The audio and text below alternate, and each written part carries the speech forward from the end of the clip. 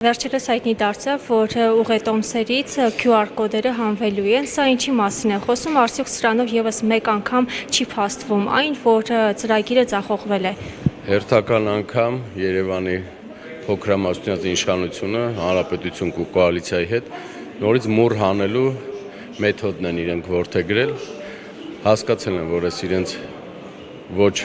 ապօրինի եւ ոչ բարեփոխված տրանսպորտի թանկացմանը դեմ են քաղաքացիների մեծամասնությունը, հիմա բերել են այս ազգային ժողով էին ուզում տանային օրինագիծ ներկայացնել, որ քաղաքացիներին տուգանեին, չստացվեց, հիմա ուզում են այսպիսի մեթոդներով արդեն քաղաքացիներին օգոստոսի 1-ից QR կոդերը հանեն, որ ստիպված լինեն երևանցիները գնեն փաթեթներ, բայց ոչ, սիրելի երևանցիներ, ոչ մեկ մի գնեք, ոչ մեկ այդ փաթեթներ մի ձեռք բերեք, դուք իրավունք ունեք ձեր բանկային քարտերով ստանալ, ինչ մեթոդներով եք ստանում, մենք լավ գիտենք, մենք աջակցում ենք ձեզ, բոյկոտեք տարբեր մեթոդներով եւ ոչ մի բան մի վճարեք։ Օգոստոսի 1-ից կլինի, թե սեպտեմբերի 1-ից կլինի, ընդհանրապես մի վճարեք, մինչեւ այս մարտիկ խելքի գան, բայց ես դա համարում եմ ոչ իրատեսական, այս մարդիկ էլ ունակ չեն խելքի գալու, գնալու են միջև վերջ երևանցիներից մուռ հանելու, քանի որ երևանցիները մերժում են իրենց բերած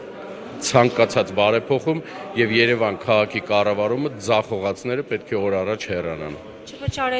Չվճարելու դեպքում մեր քաղաքացիները չեն տուգանվելու։ Ոչ, նման օրինագիծ գոյություն չունի,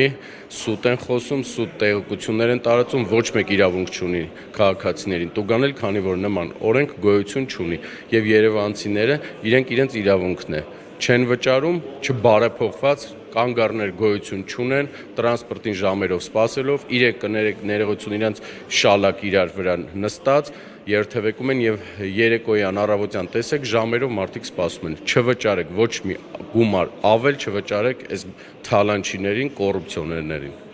Պարոն Ստեփանյան, նաև կխնդրեմ անդրադառնաք եկեղեցու դեմ տարվող այս արշավին, ձեր գնահատմամբ ինչ նպատակով է սա արվում, ինչ նպատակ է հետապնդում եւ արդյոք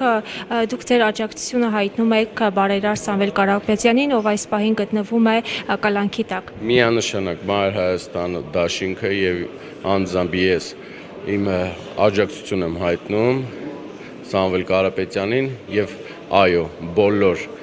իրական հայ համարողը եւ հայ առաքելական Սուրբ եկեղեցու հետևորդները պետք է կանգնեն եկեղեցու կողքին, իսկ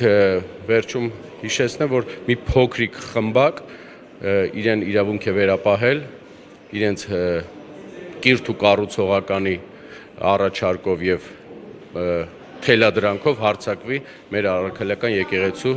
վրա եւ վեհապարի վրա, այս փոքրիկ խմբակը